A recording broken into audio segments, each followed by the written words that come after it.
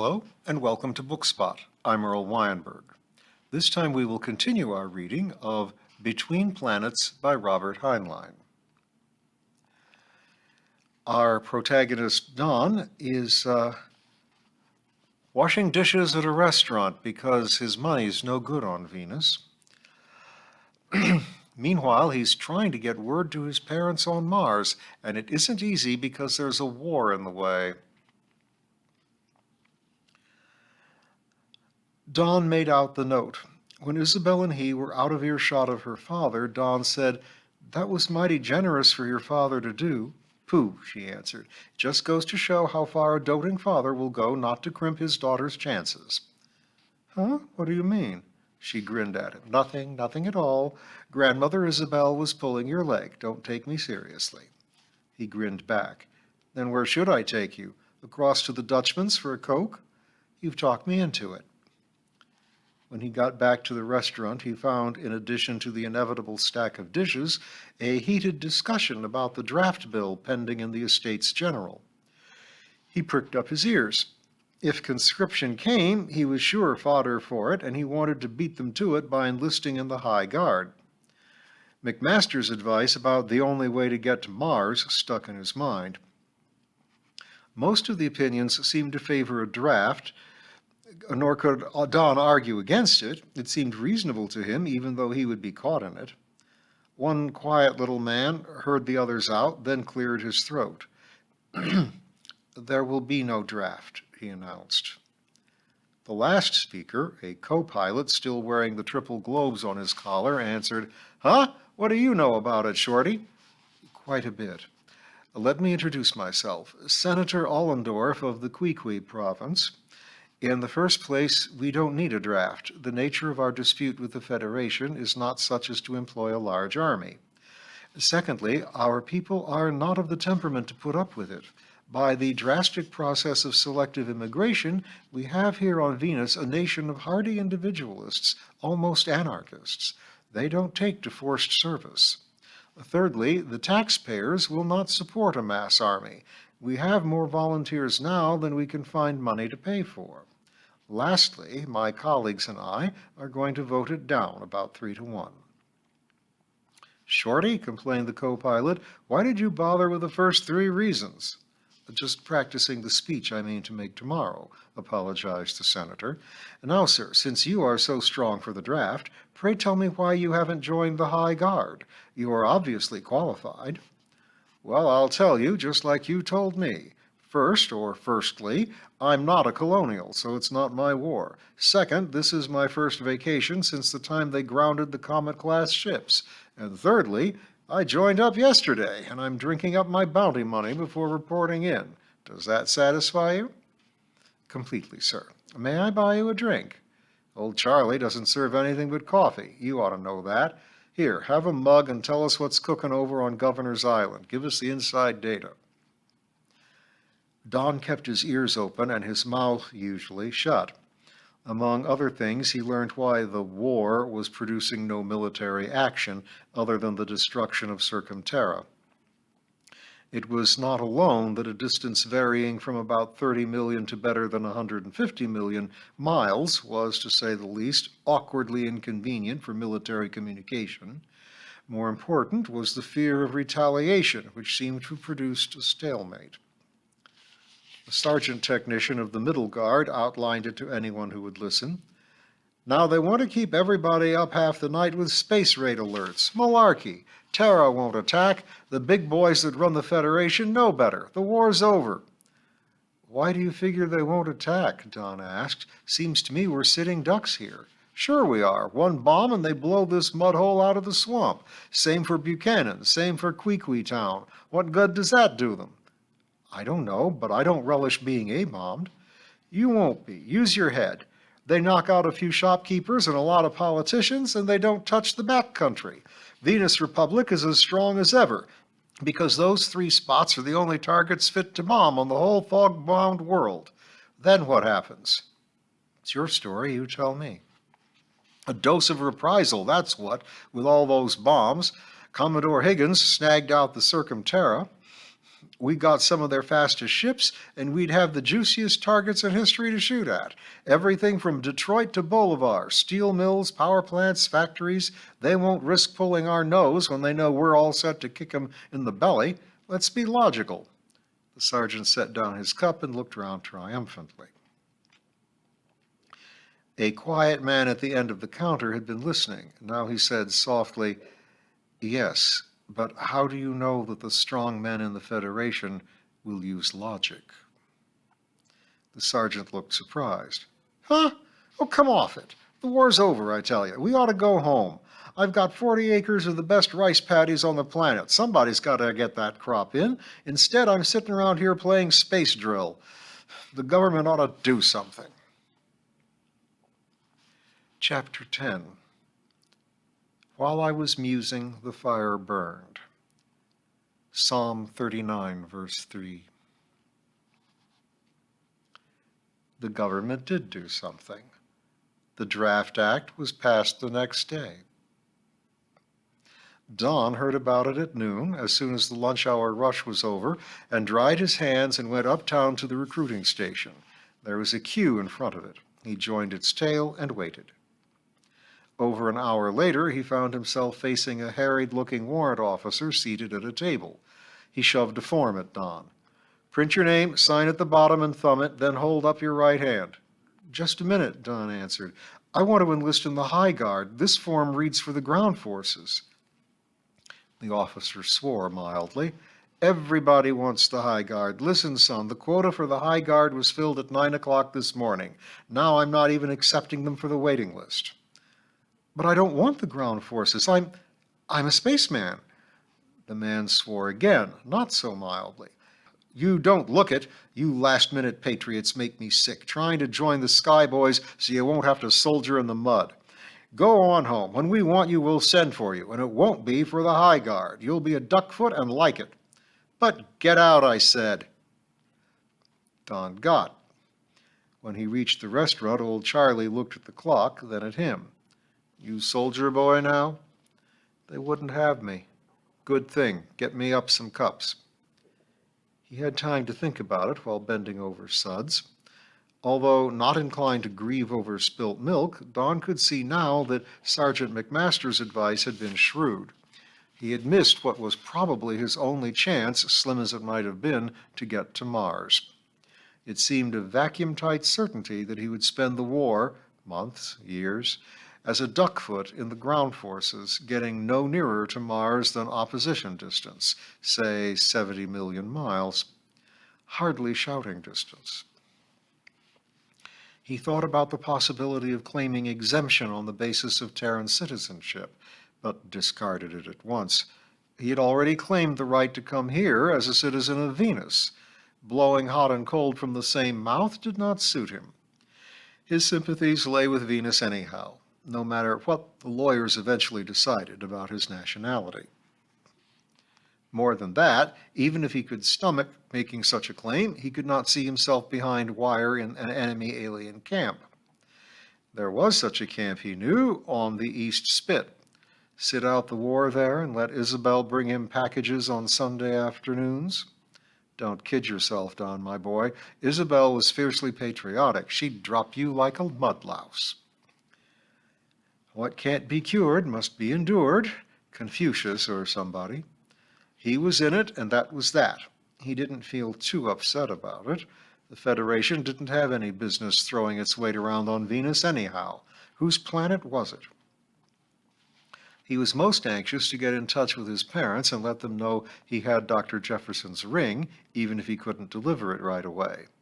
He would have to get up to the IT&T office and check. There might be communications today. Charlie ought to have a phone in this dump. He remembered that he had one possible resource that he had not exploited, Sir Isaac. He had sincerely intended to get in touch with his dragon friend as soon as he landed, but it had not proved to be easy. Sir Isaac had not landed at New London, nor had he been able to find out from the local office where he had landed. Probably at Queequeg Town or at Buchanan, or possibly, since Sir Isaac was a VIP, the Middle Guard might have accommodated him with a special landing. He might be anywhere on a planet with more land surface than Earth. Of course, such an important personage could be traced down, but the first step would be to consult the Office of Aborigine Affairs over on Governor's Island. That meant a 2-hour trip, what with a gondola ride both ways and the red tape he was sure to run into. He told himself that he just hadn't had time. But now he must make time. Sir Isaac might be able to get him assigned or transferred to the High Guard, quotas or no. The government was extremely anxious to keep the dragons happy and friendly to the new regime. Mankind remained on Venus at the sufferance of the dragons. The politicians knew that. He felt a little bit sheepish about resorting to political influence, but there were times when nothing else would work. "Charlie." "Huh?" "Go easy on the spoons. I've got to go uptown again." Charlie grunted grumpily. Don hung up his apron and left. Isabel was not on the desk at IT&T. Don sent in his name via the clerk on duty and got in to see her father. Mr. Costello looked up as he came in and said, "I'm glad you came in, Mr. Harvey. I wanted to see you." "My message got through?" "No. I wanted to give you back your note." "Huh? What's the matter?" "I haven't been able to send your message, and I don't know when I shall be able to send it.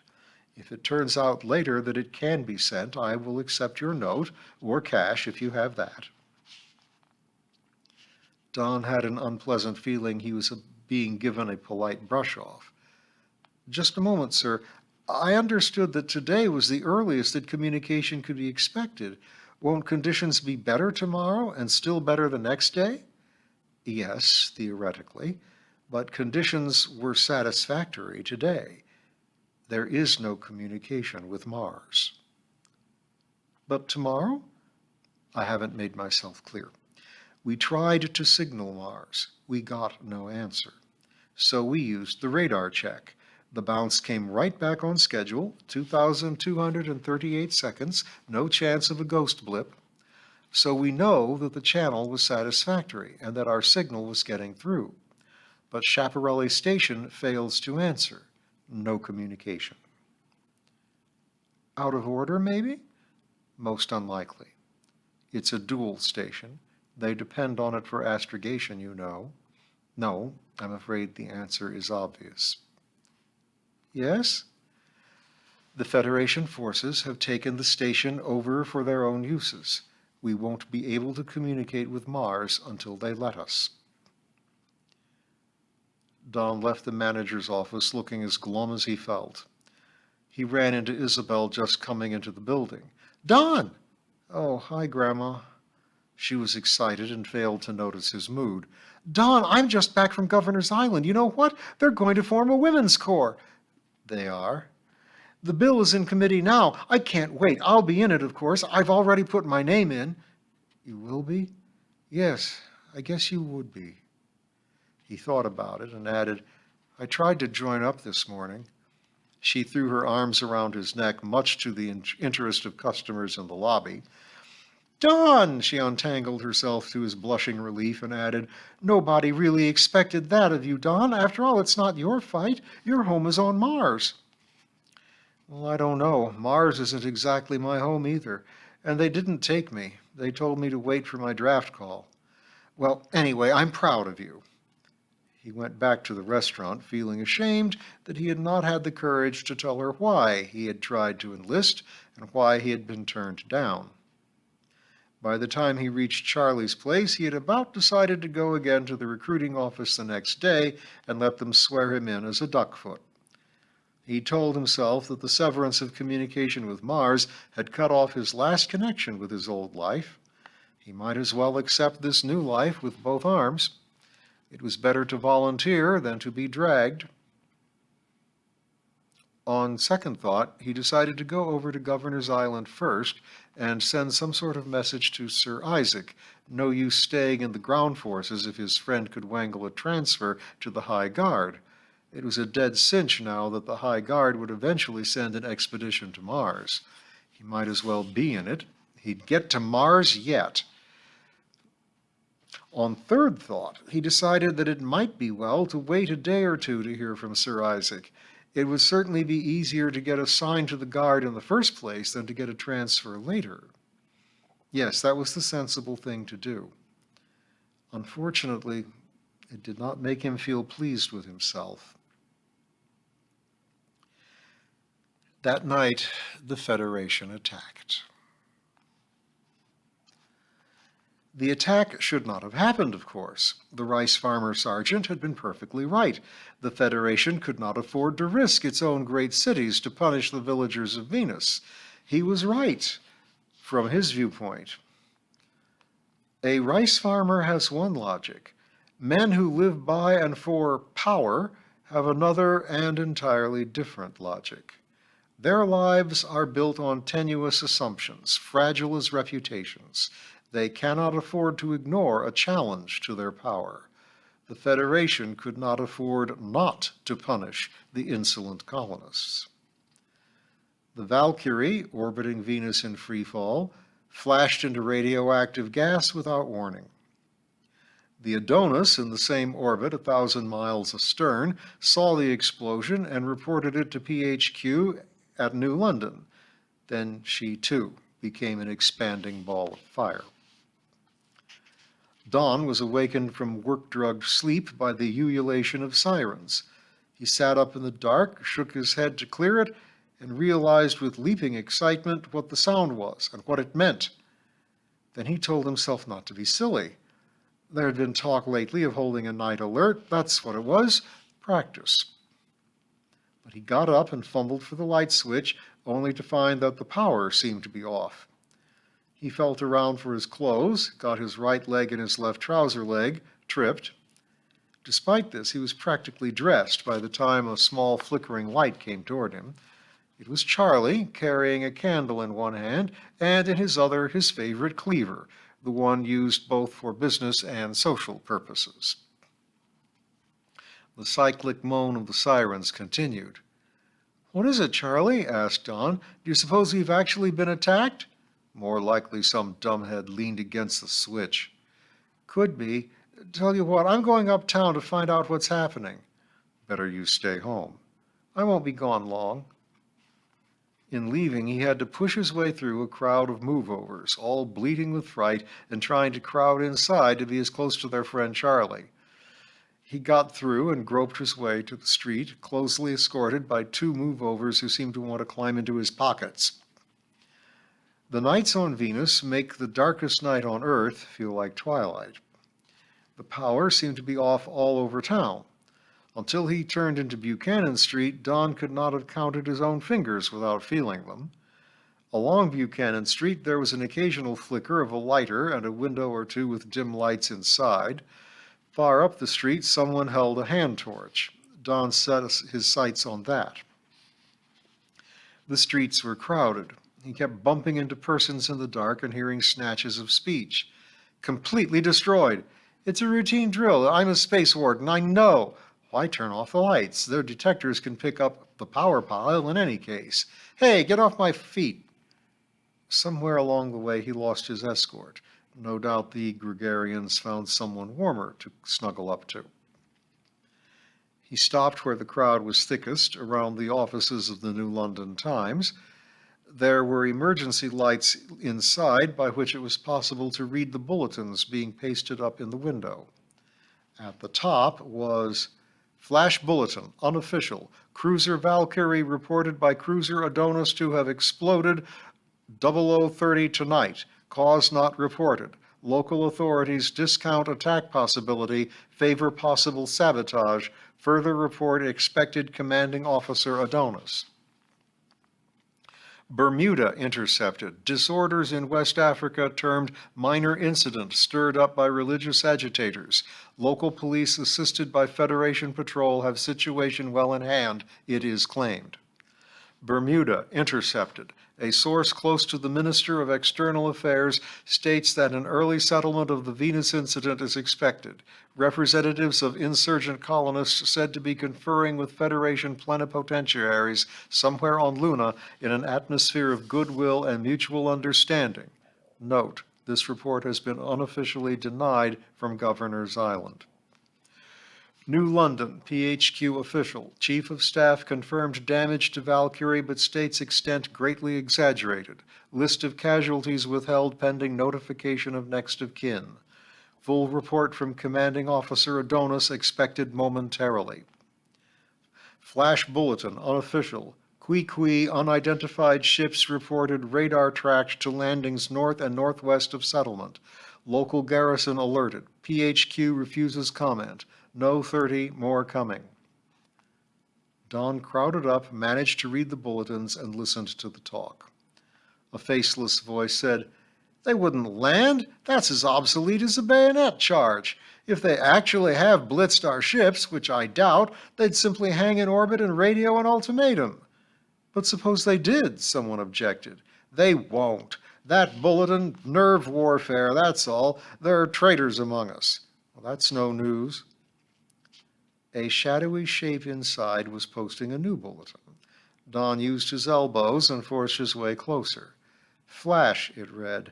"PHQ official, Public Information Officer Central. Staff confirms report that an attack has been made on some of our ships by unidentified but presumably Federation forces. The situation is fluid but not critical. All citizens are urged to remain in their homes, avoid panic and loose talk, and give full cooperation to local authorities. More details may be expected later in the day. Repeat, stay home and cooperate." A self-appointed crier up front read the bulletin in a loud voice. The crowd took it in silence. While he was reading, the sirens died away and the streetlights came on. The same voice which had complained of the blackout before now expostulated, "Why do they want to turn on the lights? They're simply inviting them to bomb us." No more bulletins showed up. Don backed out, intending to go to the IT&T building, not with the expectation of picking up more news, not with the expectation of finding Isabel there at that hour, but in the hopes of picking up more news.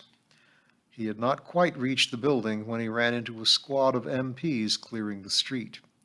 They turned him back and dispersed the crowd at the newspaper office. As Don left, the only person there was a dragon, with his eye stalks pointing in several directions at once. He appeared to be reading all of the bulletins together. Don wanted to stop and ask him if he knew Sir Isaac, and if so, where his friend might be found. But an MP hustled him along. The squad made no attempt to send the dragon about his business. He was left in undisputed possession of the street.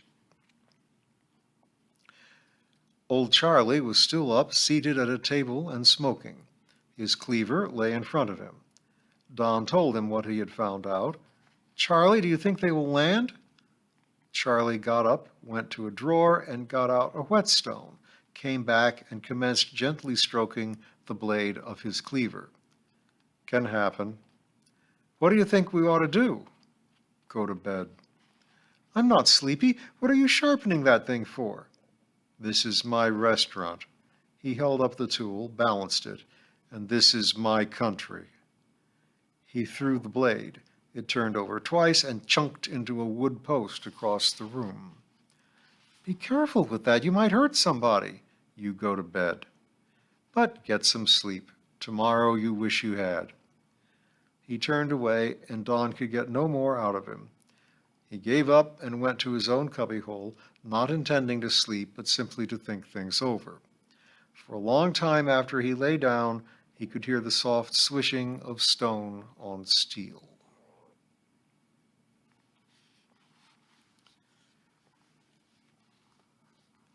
The war has come to Venus. There's a saying that the first casualty of war is truth. It's an early casualty, but as you may have seen, perhaps the first casualty is clarity. More next time.